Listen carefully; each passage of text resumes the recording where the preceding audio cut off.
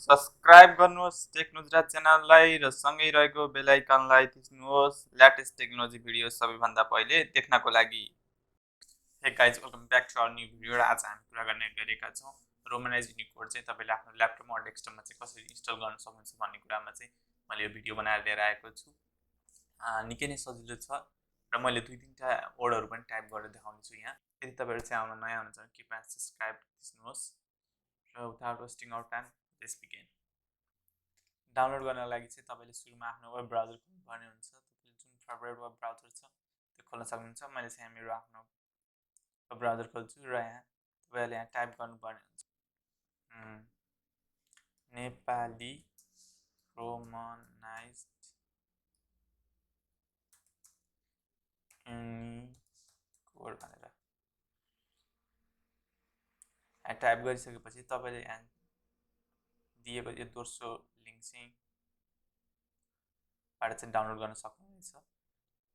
यहाँ Nepali -Unicode romanized.software.unifor.com बाट यहाँ क्लिक गरिसकेपछि चाहिँ यसमा क्लिक गर्नुहोस्। यसमा क्लिक गरिसकेपछि चाहिँ तपाईँलाई यहाँ डाउनलोड नाउ भन्ने अप्सन दिन्छ। यसमा क्लिक गर्दा पनि हुन्छ। डाउनलोड नाउमा क्लिक गर्नुहोस्। यो फाइललाई सेभ गर्नुहोस्।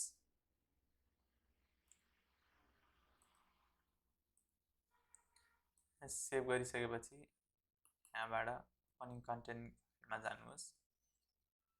जुन चाहिँ डाउनलोडमा बसेको हुन्छ यसलाई चाहिँ हामीले पहिला एक्सट्र्याक्ट गर्नुपर्ने हुन्छ। यसलाई एक्सट्र्याक्ट गर्नुहोस्। एक्सट्र्याक्ट अल डेल डाउनलोडबाट चाहिँ लोकेसन माग्छ। त्यसपछि यसलाई एक्सट्र्याक्ट गरिसकेपछि यसको फाइल खोल्छ जहाँ चाहिँ यहाँ सेटअप भन्ने हुन्छ। सेटअपमा क्लिक गर्नुहोस्।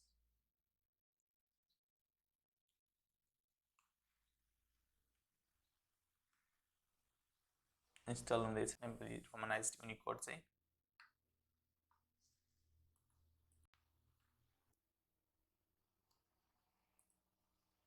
नेपाली युनिकोड भने एज इन सक्सेसफुली इन्स्टल भनेको छ। त्यसलाई क्लोज गरिदिनुहोस् र तपाईँले चाहिँ अब यसलाई पनि क्लोज गर्छौँ हामी।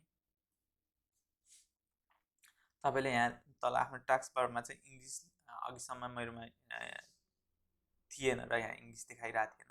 अहिले चाहिँ इङ्ग्लिस देखाइरहेको छ। यसले चाहिँ अलिक अहिले इङ्ग्लिस ल्याङ्ग्वेजमा टाइपिङ हुन्छ। मेरो केही कुरा टाइप गर्नु पऱ्यो भने फर इक्जाम्पल यहाँ टाइप गर्नु पऱ्यो भने यहाँ नेपाल टाइप गर्नु पऱ्यो भने इङ्ग्लिसमा भइरहेछ।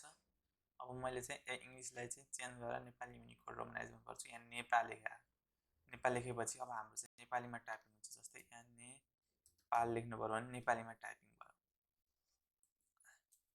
तपाईँलाई अझ बुझाउनको लागि चाहिँ मैले वर्ड फाइल खोल्छु।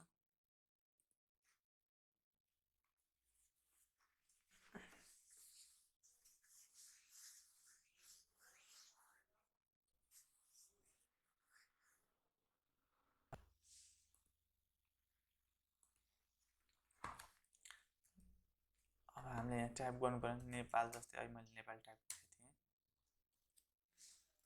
हरि टाइप गर्नु पर्यो भने री टाइप भयो। त्यसपछि नेपालीमा छ। यसलाई इङ्ग्लिसमा टाइप गर्नु पर्यो भने तपाईँले यहाँ इङ्ग्लिसमा लगाएर चाहिँ हरि लेख्न सक्नुहुन्छ, राम लेख्न सक्नुहुन्छ। अथवा नेपालीमा टाइप गर्नु पर्यो भने यसलाई क्लिक गर्नुहोस्। नेपालीमा बनाएर राम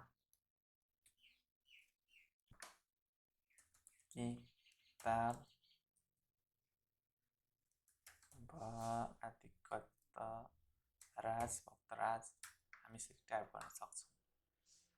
र यदि तपाईँलाई भिडियो साँच्चै नै मन परिरहेको छ भने कृपया लाइक गरिदिनुहोस्, सब्सक्राइब गर्दा कमेन्ट गर्नुहोस्। धन्यवाद।